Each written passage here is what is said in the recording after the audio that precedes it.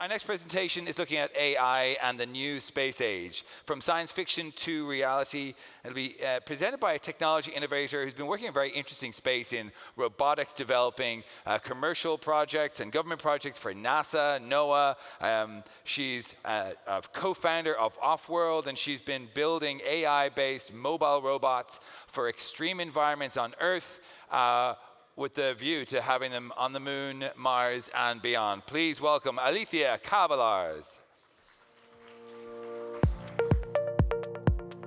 Thanks. Well done.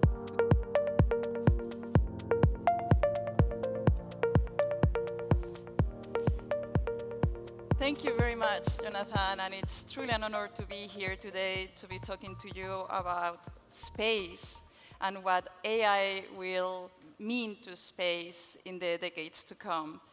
So let's start with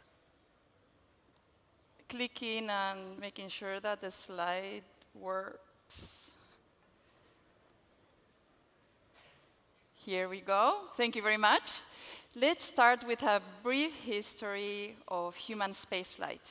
And you can see here that since 1961, since Yuri Gagarin set foot in space, there has been a multitude of missions that have enabled our ability to be in space.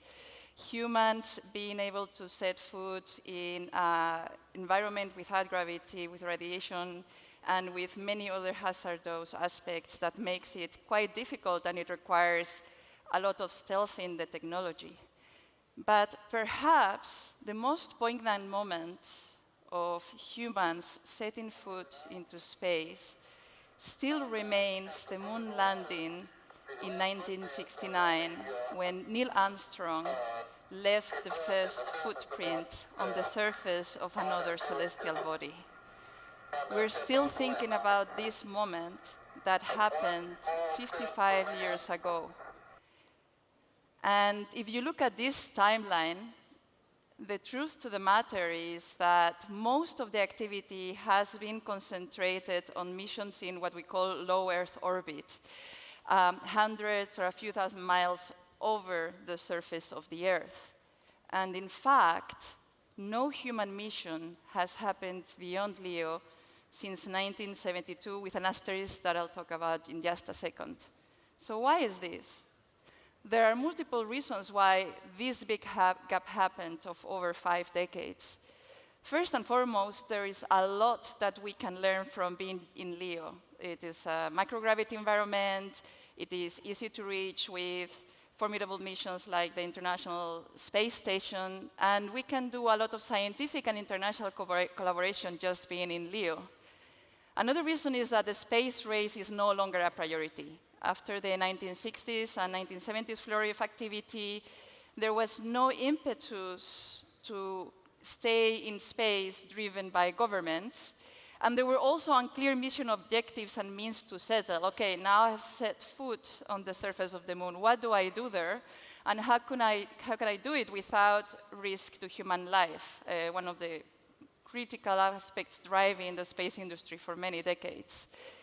But today, the environment has changed. We are starting to talk about missions where we collaborate beyond LEO, and we are actually unlocking, and in fact, it is happening right now, a new space race, a 21st century space race, where we not only have state actors, but we also have commercial enterprise wanting to conquer humans' ability to be in space and actually exploit space.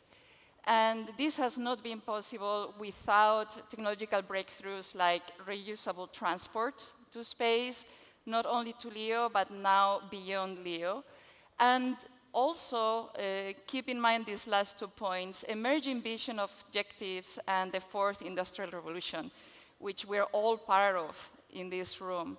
The fourth industrial revolution, advancements in robotics and AI, is a key factor why the climate has changed. And it's not me talking about this. We have missions driven by state and commercial enterprise that have clear objectives to bring humans beyond LEO to the surface of the moon, to the surface of Mars, and to deep space.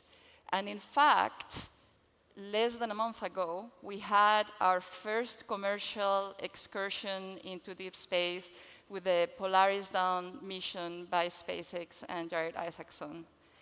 It is a great time to be an aerospace engineer. But for me in particular, and many of us in our industry, we worry about the fact that we don't want another 50-year gap to happen after the flurry of activity that we're seeing today. How can we avoid it? How can we make sure that all of this hype converts into sustainable and permanent human presence in space? And I think the main reason or reasons why this may not be our reality in a couple of decades is the fact that the reasons for us to go to space are now changing from an exploratory drive to the fact that there is actually things that we can do in space. In fact, commercial enterprise and advancements in robotics and AI may be the missing link to accomplish this. And we have a plethora of new missions, new ways where we can actually exploit space, develop space in a sustainable manner, and we can actually develop new technologies for the benefit not only of us being resiliently staying in space, but actually improve our life on Earth. I'll give you some examples. The fact that in microgravity or lunar gravity, we can perform new ways of developing new materials with higher quality, better density, and better bonding, because there is no gravity, so we don't have to fight gravity to compound the materials. They actually bond seamlessly because of the lack of gravity. Space solar power is very much talked about in the industry. We also have the ability to perform pharmaceutical research and medical research, the development of new drugs because of microgravity for the benefit of all mankind. And many more missions related to the infrastructure that will enable this in-space economy, for example, harvesting ice on the surface of the moon, the lunar regolith, 10 centimeters underneath the lunar dust. And that ice can be processed into liquid oxygen and hydrogen that becomes a propellant that can be used to support all of the infrastructure, all of the transport in this lunar space, the near vicinity of space between the Earth and the Moon, and so on and so forth. We can start dreaming big, and not only for the sake of going to space, but actually for the sake of developing an economy that is actually beneficial to all of us.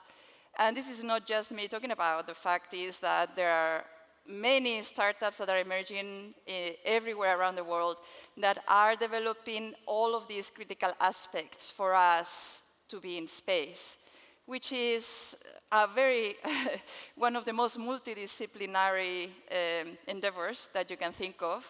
And it touches pretty much any and many or all of the disciplines that you may be working on here. And you can see many companies that are emerging, and you can see in the news fantastic milestones that we're achieving in the industry to create all of these different elements that are required for humans to be in space. And being in space requires a lot of automation.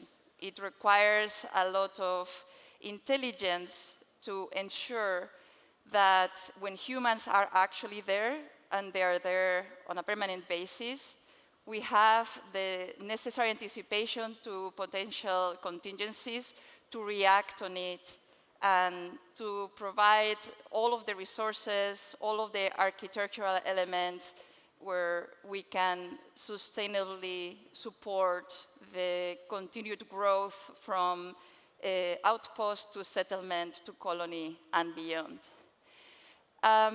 So how has AI bridged the gap, you may ask?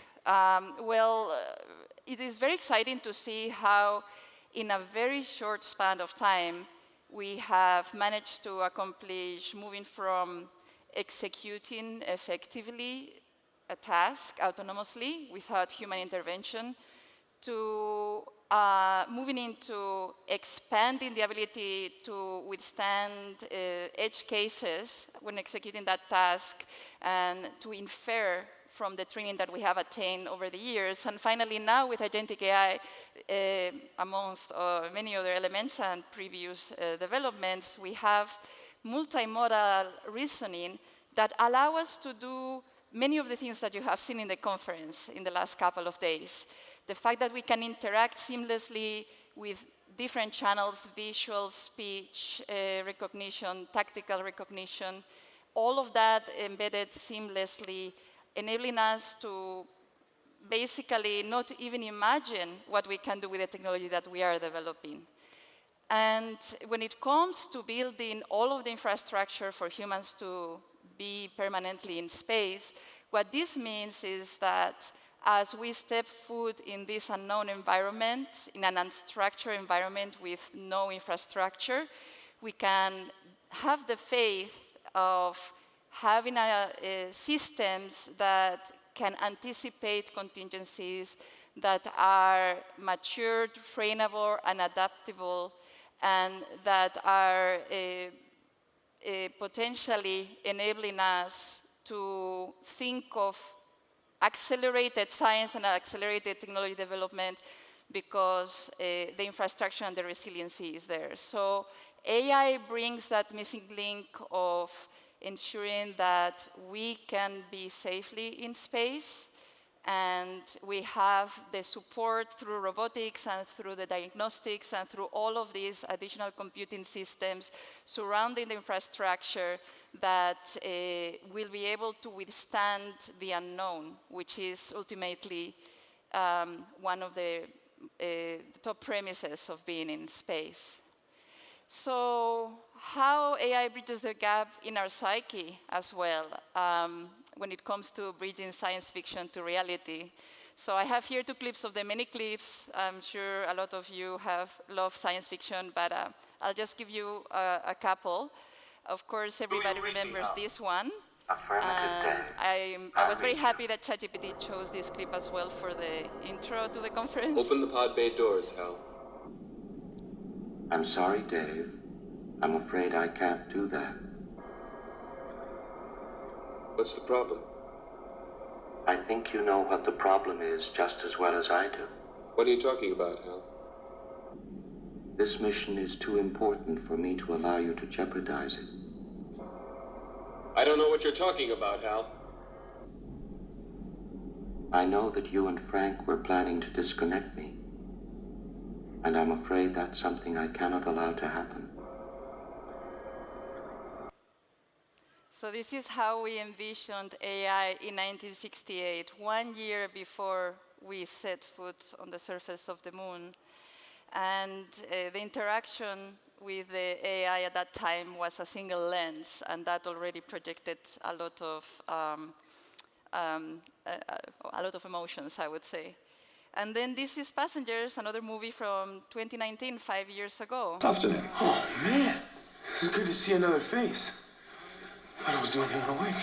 Who wants to sleep on a beautiful day like this? No, I mean, we're in trouble. We're not supposed to be here. Well, I won't tell if you don't.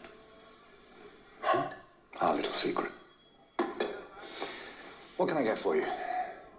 What? You look like a whiskey man. Okay. Oh, you're a robot. Android, technically. So this was 5 years ago, how science fiction envisioned our interaction with artificial intelligence and androids. And this is what we can develop today, only 5 years later. Hey, figure 1, what do you see right now? I see a red apple on a plate in the center of the table, a drying rack with cups and a plate, and you standing nearby with your hand on the table. Great, can I have something to eat? Sure thing.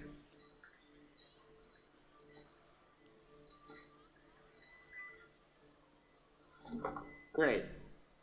Can you explain why you did what you just did while you pick up this trash? On it. So I gave you the apple because it's the only edible item I could provide you with from the table.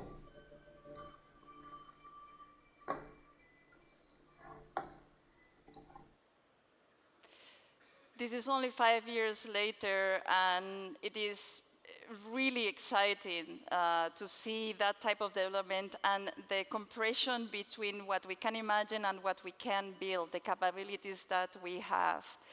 And that's the reality, that today we can build science fiction. I can imagine multiple applications of AI to space that will benefit my ability to settle in space.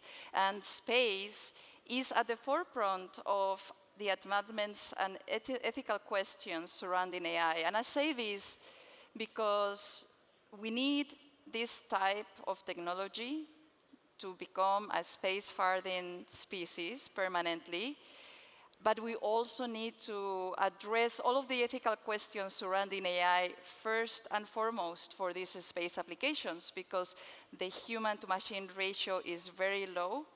The potential adversarial aspects of AI will emerge soon, and we need to pay special attention to how to build beneficial AI, benign AI around us that can be our traveling companions and our support systems in our pursuit of space.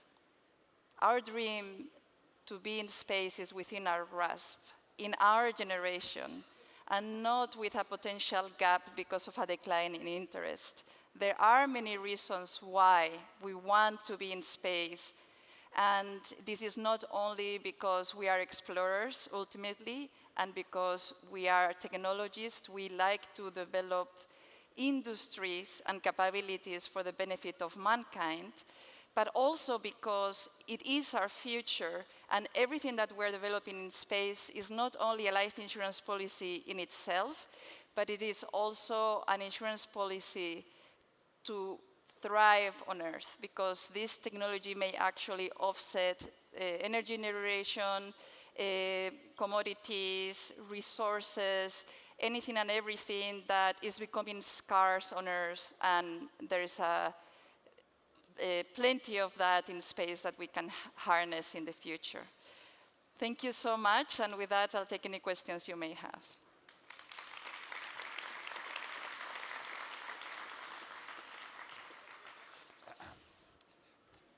Thanks very much, Alicia. Fantastic presentation.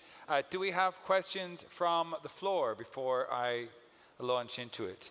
One of the questions I was going to ask is the interaction between astronauts, for example, and the ISS. If we have something, if we're now capable of having natural language conversations, powered by things like ChatGPT, do we need to think about how that information is relayed? For example, if there's something goes wrong on the International Space Station, OpenAI knows that if you give the information exactly as it is, it might panic the astronaut, and it modifies the delivery of that information. I mean, how do we make sure that the astronaut knows he's getting the truth from an AI that's using natural language processing? That is an excellent question, and I think guardrails, everybody has been talking in this conference about how do you guardrail AI. That is very critical when you are in a safety of life condition. In the International Space Station today, it's extremely human intensive. There is so much housekeeping, so much maintenance that needs to be undertaken by the astronauts that they're working around the clock, also preserving their health. If we can offset all of that with AI-driven diagnostics and AI-driven maintenance with robots like the Spheres program, you saw those floating robots that are performing all of that inspection and maintenance autonomously. We are already. Is that an actual in the ISS?